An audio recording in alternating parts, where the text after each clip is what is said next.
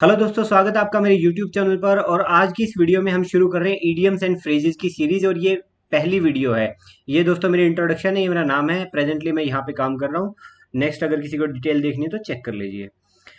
चलिए हम बात करते हैं सबसे पहले a chip of the old block. पहला इडियम है a chip of the old block. एक सेकेंड में इसको चेंज कर लेता हूँ, एक मिनट।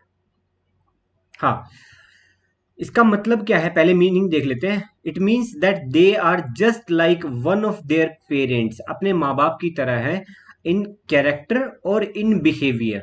ठीक है। इस सेंस में इस जो है इडियम को यूज किया जाता है। हिंदी में अगर कहें तो जैसा बाप वैसा बेटा, इसको बोलेंगे a chip of the old block. और हरियाणवी में एक कहावत है, बिटोड़े में से तो गोसे ही निकलेंगे। ये बिटोड़ा हुआ करता है। इसको कितना ही शानदार बना दो आप, इसके अंदर तो निकलना तो यही है ना, बाहर से जितना मर्जी इसको डेकोरेट कर लो आप। अब देखिए इसको याद कैसे करेंगे। याद करने की जरूरत ही नहीं है। पहली बात तो आप समझ गए, ओल्ड ब्लॉक में से एक चिप हो आप। अब ये ओल्ड ब्लॉक है। ये नीतू मैम है, बहुत अच्छी एक्टर। ऋषि कपूर जी जो अब रहे नहीं, ये भी बहुत अच्छे एक्टर। और he is the chip of the old block.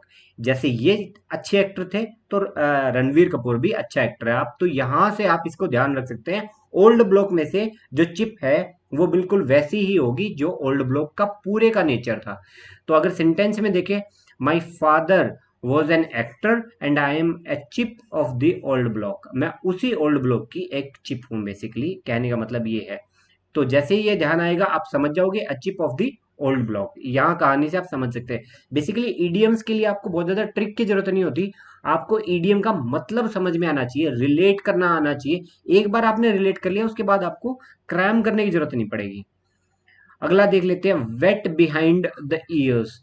इसका इंग्लिश में मीनिंग होता है इनएक्सपीरियंस्ड, अनुभवहीन।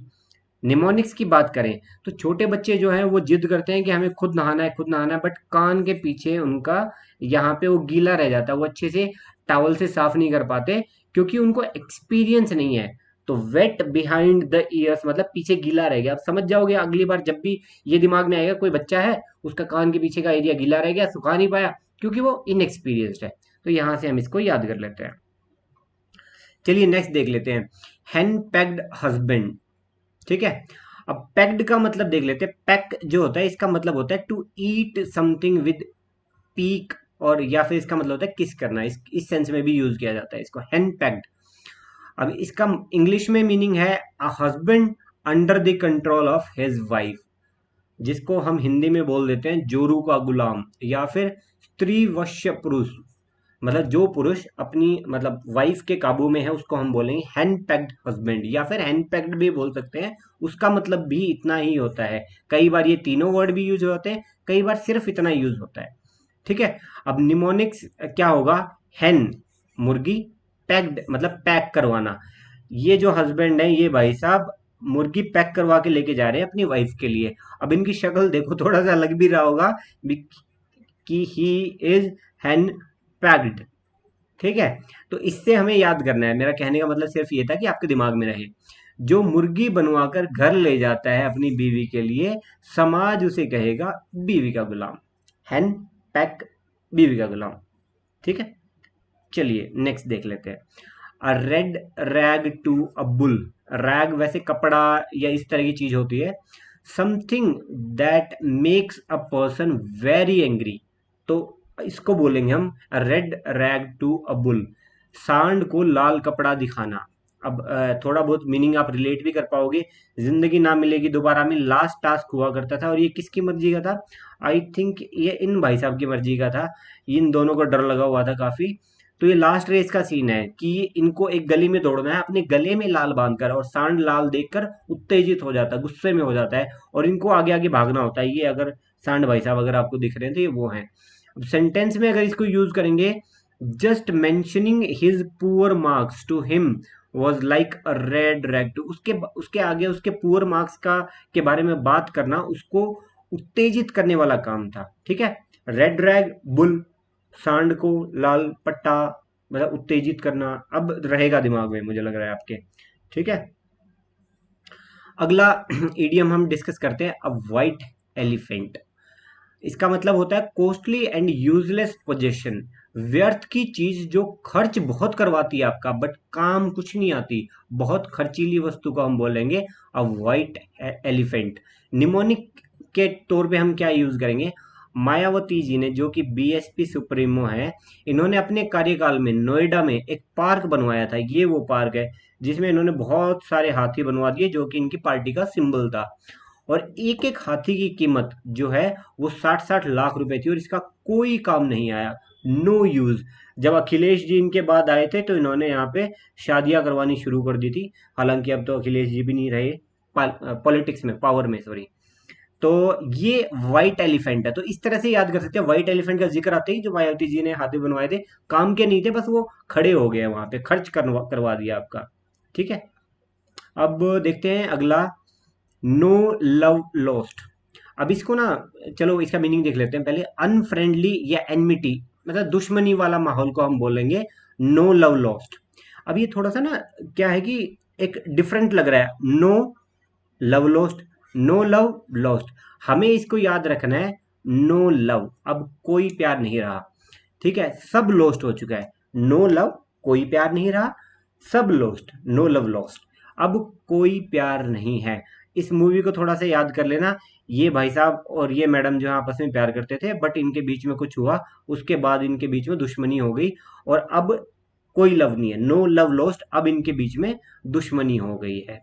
उसमें ये था, ठुकरा के मेरा प्यार मेरा इंतकाम देखेगी। आपकी जिंदगी में भी कुछ ऐसा हो रहा है तो इंस्पेक्टर इंस्पेक्टर बन जाओ, अच्छा तरीका है ये। चलिए अगली इडियम देखते हैं, टू कैच अ टाटर। ठीक है। अब टाटर का मतलब देख लेते हैं पहले, थोड़ा सा आपको क्लियर हो जाएगा। ये इसका मीनिंग है टाटर का, अ पर्सन ऑफ इरिटेबल और वायलेंट टेम्पर। समझ गए? जो कि गुस्सेला, वायलेंस की प्रवृत्ति है, उस आदमी के बारे में यूज किया जाता है। One that proves to be unexpectedly formidable, मतलब जिसको हराया नहीं जा सकता है, उस आदमी को हम टार्टर बोलेंगे। अब टार्टर वर्ड इनिशियली कैसे यूज हुआ था? जो टर्किश और मंगोलियन इन्वेडर थे, वो जब वेस्टर्नर्स के सामने गए, मतलब ब्रिटिशर्स हो गए, अमेरिकन हो गए, उन्होंने जब इनको देखा, ये देख रहे हो आप इनको, इनको देख के नहीं लगता कि ये आदमी एक बार देख के थोड़ी, समझ रहे हो? तो ब्रिटिशर्स के साथ भी यही हुआ था, तो इन्होंने इनको वर्ड दिया टार्टर। ठीक है। तो इसका मीनिंग क्या होता है? टू डील विद समवन और something that proves unexpectedly troublesome और पावरफुल। देखिए क्या है कि आप ईडियम, हर ईडियम याद नहीं कर पाओगे, समझ लोगे ना। तो अगर इसका मीनिंग आपको समझ में आ गया तो आपको क्लियर होगी पूरी की पूरी कहानी। अब आपको रट्टा मारने की जरूरत है, सॉरी, रट्टा मारने की जरूरत नहीं है अब इसकी। अब आपने समझ लिया है इसको। अब हिंदी में इसको शेर को सवा शेर भी बोलते हैं। अपने से मजबूत से टकराने को कहेंगे टू कैच अ टार्टर। ठीक है। तो याद हम करेंगे टार्टर को इनसे, कि इनसे जब अंग्रेज अगर टकराए होंगे तो क्या कहा होगा कि यार अपने से ज्यादा पावरफुल बंदे मिल गए। ये तो सेंटेंस में कैसे यूज करेंगे? They thought that I would simply give up, उन्हें लगा होगा कि मैं गिव अप कर दूंगा अगर मेरे अगेंस्ट कंप्लेन की गई कोर्ट में। But they will soon realise that they have caught a tartar. ये अपने आप के बारे में बात कर रहा है कि उनको वहम होगा, उनको लगा होगा कि आदमी दब जाएगा, बट उन्हें कोर्ट में जाने के बाद पता चलेगा कि उन्होंने किसके साथ पंगा लिया है। मतलब शेर को सवा शेर कह लो या कैच अ टार्टर कह लो। ठीक है। ये इसका मीनिंग था। तो टार्टर, टार्टर कौन? जो कि इन्वेडर थे, जो इस तरह के आदमी थे टार्टर के नाम से। और टार्टर को हम इस तरह से भी याद कर सकते हैं, तार तार कर देगा भैया ये बंदा, तो इस बंदे को देख के नहीं लगता ये कर देगा वो काम जो ये ऊपर कह रहा है। चलिए नेक्स्ट देखते हैं, अ बैड हेयर डे। ठीक है। इसका मीनिंग देख लेते हैं पहले, a day on which everything seems to go wrong, सब कुछ गलत हो रहा है। Characterised as a day on which one's hair is particularly unmanageable. ये थोड़ा सा ज्यादा ही डिफाइन कर दिया। बेसिकली बात क्या है, जिस दिन आपको लग रहा है कि सब कुछ गलत हो रहा है, वो आपका बैड हेयर डे है, अप्रिय दिन है, मनहूस दिन है आपकी जिंदगी में। ट्रिक कैसी है? ये इन भाई साहब को देखो एक बार, इनका मूड देख के आपको लग रहा है इनका दिन अच्छा हो रहा होगा। इनका जो बैड हेयर डे है आज, इनके बाल ऐसे उड़े हुए हैं। कौन है ये? डोनाल्ड ट्रंप जी। ठीक है। ये एक्स यूएसए प्रेसिडेंट है। ठीक है। हो सकता है नेक्स्ट प्रेसिडेंट भी बन जाए। सेंटेंस में कैसे यूज करेंगे? Avoid the boss if you can, boss से बच लो he is having yet another bad hair day. Boss से बच लो भाई, उसका जो है फिर से बैड हेयर डे है। And he is taking his frustration out on everyone. तो बॉस का बैड हेयर डे है। बैड हेयर डे आते ही ट्रम्प जी की ये इमेज आपके दिमाग में चली जानी चाहिए। अगला वर्ड है to take someone for a ride. अब इडियम से देख के लग रहा है कि किसी को घुमाने लेके जाना है, बट नहीं, यहाँ पे थोड़ा सा समझना है। कुछ कुछ इडियम्स दिखने में जो लग रहा है उसका मीनिंग उल्टा होता है, इसलिए ध्यान से समझो। To take someone for a ride, to deceive और चीट समवन, इसका मतलब होता है राइड पे लेने का मतलब होता है चीट समवन, किसी को धोखा देना।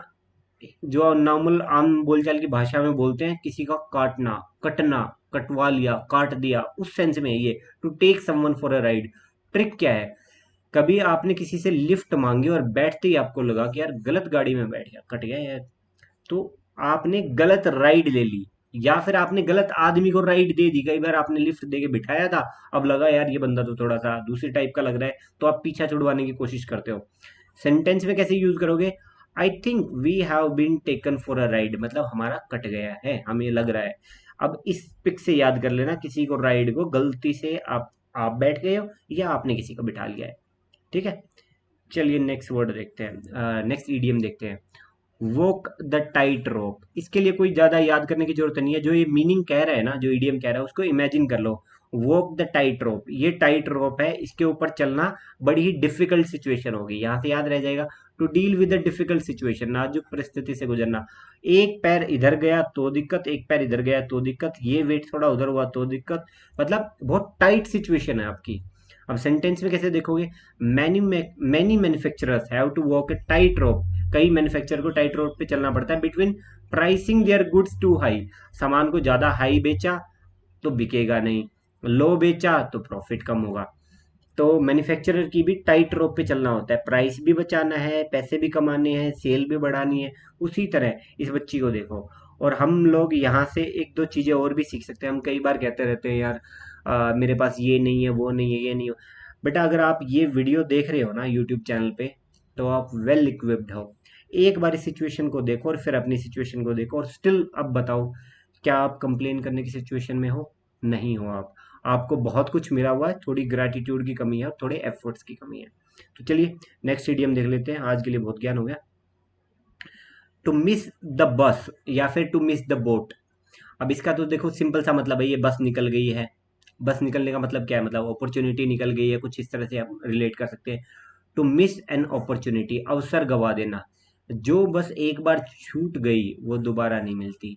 वो एक अलग तरह की भी कहावत है, लड़की और बस आती जाती रहती है। भैया आती जाती रहती है, बट वो तो जा चुकी है ना, वो लड़की भी जा चुकी है और वो बस भी जा चुकी है, अब अगली आएगी, तो वो अपॉर्चुनिटी आपने मिस कर दी। तो अब आपको इंतजार करना पड़ेगा अगली बस का। वैसे ही जीवन में जो अपॉर्चुनिटी चली जाती है, हो सकता है वो दोबारा ना मिले, हो सकता है वो लड़की दोबारा ना मिले। ठीक है, चलिए डंकीज ईयर्स, देखिए थोड़ा ध्यान से समझते हैं इसको, डंकीज ईयर्स को। अ वेरी लॉन्ग टाइम, संक्षेप में, अति संक्षेप में कहने का ढंग ये थोड़ा गड़बड़ हो गया। ठीक है, इसका वेरी लॉन्ग टाइम होता है ये। ठीक है, ये गलत लिखा है यहाँ पे। अब इसका मतलब ये है कि पता नहीं कब से ढो रहा हूँ या कब से कर रहा हूँ ये काम। मतलब डंकीज ईयर्स को इस तरह से ही याद करना पड़ेगा कि पता नहीं कब से गधे की तरह ढो रहा हूँ, याद भी नहीं है। सेंटेंस में अगर यूज करें, we have been married for donkey's years, ये भैया कह रहे हैं पता नहीं कब से ढो रहे हैं, या ये मैडम कह रही पता नहीं इस आदमी को कब से ढो रही हूं मैं। थोड़ा सा उससे, डंकीज ईयर्स, ये डंकी पूछ रहा है कब से दिखे नहीं हो भाई डंकीज ईयर्स से, तो ये कह रहे हैं भैया शादी हो गई तुम्हारी, हो जाएगी उस दिन तुम्हें बताएंगे। तो डंकीज ईयर्स याद भी नहीं है कब से ढो रहे हैं, मतलब वेरी लॉन्ग टाइम। ठीक है, चलिए नेक्स्ट देखते हैं, बिहाइंड क्लोज डोर्स। ठीक है, वैसे तो थोड़ा सा मीनिंग समझ में आ ही सकता है, बंद दरवाजे के पीछे कुछ हो रहा है, ये मैडम सुन रही है। ठीक है, अब इनको समझ आ गया होगा। तो एक्ट्स डन सीक्रेटली, जो सीक्रेटली काम किए गए हैं, मतलब बिहाइंड क्लोज डोर्स, बंद दरवाजों के पीछे किए गए हैं, उनका मतलब होता है गुप्त रूप से किए गए कार्य। बंद दरवाजों के पीछे जो काम होते हैं वो अक्सर गुप्त ही होते हैं, नहीं तो भैया गेट खोल के ही कर लेते। तो इसका मतलब behind closed doors there is something secret going on. चलिए नेक्स्ट देख लेते हैं, बैकबोन। बैकबोन से समझ भी क्या होगा, आपस में आजकल भाइयों के नाम भी मोबाइल में या दोस्तों के नाम बैकबोन के नाम से डालते हैं। तो ये स्ट्रेंथ होती है, आपकी ताकत होती है। ये निमोनिक्स आपकी रीढ़ की जो हड्डी है ना, बैकबोन जो है, वो आपकी पावर होती है। बाकी कोई भी इधर उधर गड़बड़ होगी, टूट फूट होगी, सब चल जाएगा। बट अगर एक बार यहाँ गड़बड़ हो गई तो मामला दिक्कत में आ जाता है। जिस दिन ये गई उस दिन आपका काम तमाम, स्पाइनलेस हो जाओगे, उस दिन आप खड़े नहीं हो पाओगे। ठीक है, चलिए नेक्स्ट इडियम देखते हैं, कैरेट एंड स्टिक पॉलिसी। ठीक है, अब एक बार इस फोटो को इमेजिन करिए। ये भाई साहब घोड़े या गधे किसी एक चीज पे तो बैठे हैं, ये इनके साथ चलना चाह रहे हैं आगे की तरफ। तो ये इनको एक तरफ तो कह रहे हैं या तो गाजर खा लो तेज चल के, या फिर मार खा लो आराम से चल के। और ये भाई साहब देख के कह रहे हैं कैरेट एंड स्टिक पॉलिसी लगा रखी है। अब मीनिंग देख लेते हैं। Carat and stick is a metaphor, मतलब कि कहावत है, for the use of a combination, मतलब एक कॉम्बिनेशन बनाया गया है, रिवॉर्ड एंड पनिशमेंट। सबसे इंपॉर्टेंट वर्ड ये था, रिवॉर्ड एंड पनिशमेंट। रिवॉर्ड होगी आपकी कैरेट और स्टिक हो गई आपकी पनिशमेंट। मतलब कि अगर कुछ काम अच्छा करोगे तो कैरेट मिलेगी, और काम नहीं करोगे तो पनिशमेंट मिलेगी। एसएससी बैंक वाले भी आपके साथ यही कर रहे हैं। अगर तो आप मेहनत करोगे तो इंसेंटिव है कि आपका सिलेक्शन होगा। ठीक है, कंधे पे सितारे भी लग सकते हैं। और बैंक में आपको एक चेयर मिल सकती है, केबिन मिल जाएगा, हो सकता है थोड़े दिन के बाद यहाँ मैनेजर का भी लग जाए। ये आपका हो गया इंसेंटिव, ये होगी आपकी कैरेट।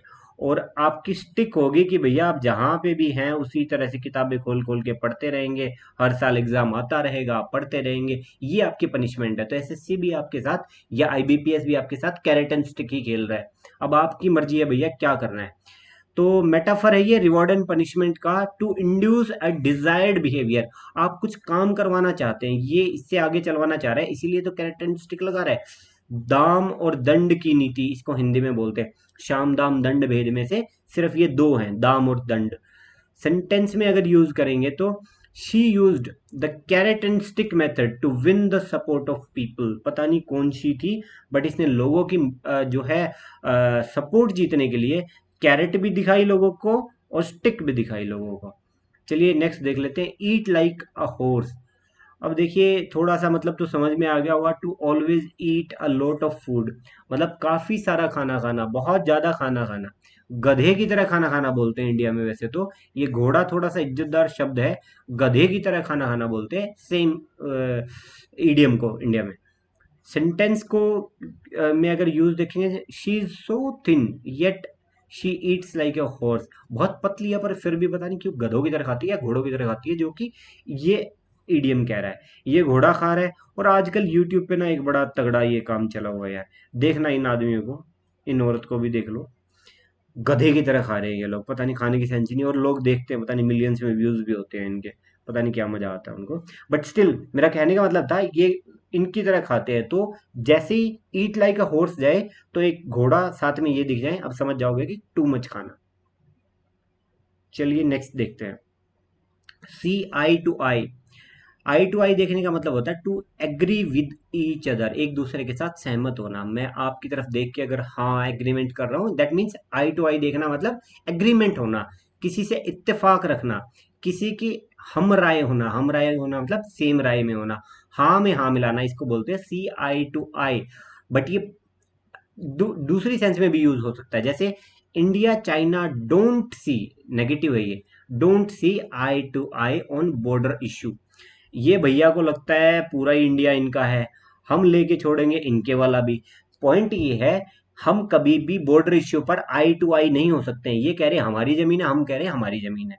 ठीक है, तो ये दोनों आई टू आई नहीं देख सकते। ये इधर देखेंगे, ये इधर देखेंगे। जब ये इधर देख रहे होंगे तो ये इधर देखेंगे। क्यों? हम एग्रीमेंट नहीं है। आई टू आई तब देखेंगे ना जब हमारा एग्रीमेंट हो। चलिए नेक्स्ट देखते हैं, once in a blue moon. वैसे तो समझ गए होगे, once in a blue moon, to do it very rarely, once in a long time, long period of time, इतना कि ना के बराबर। और इसको हिंदी में बोलते हैं ईद का चांद होना, ब्लू मून। इससे आप समझ जाओगे, ब्लू मून ईद का चांद होना। अभी सेंटेंस में यूज कर रखा है, my father works in abroad and he visits home once in a blue moon. इन बच्चे के जो पिताजी हैं, पापा, वो फॉरेन में रहते हैं और once in a blue moon वो घर पे आते हैं। अगर कोई इनको जानता है तो बता देना भाई, टाइमली घर आ जाएगा करो, नहीं तो कोई और मून आ जाएगा, है ना। चलिए, लैंड मी योर ईयर, मतलब ये इंग्लिश में है, लैंड मी योर ईयर मतलब काइंडली, इस तरह काइंड ऑफ इस तरह है कि मेरे को आप अपना कान उधार दे दो। Asking someone to pay attention and listen, उधार क्या लोगे, इस तरह से आप कहोगे कि कान इधर कर, मेरे को कुछ बात बतानी है। लैंड मी योर ईयर, कान इधर लेके आ। आत्मीयता से सुनना, ध्यान से सुनना। सेंटेंस में अगर यूज करेंगे, land me your year for a moment, ठीक है, and I will explain how this works. कोई बात है आपको सीक्रेटली बतानी है तो इधर कर दे, कान इधर कर बताता हूँ। ये है लैंड मी योर ईयर, तेरा कान इधर की तरफ दे, दैट इज लैंडिंग यहाँ पे।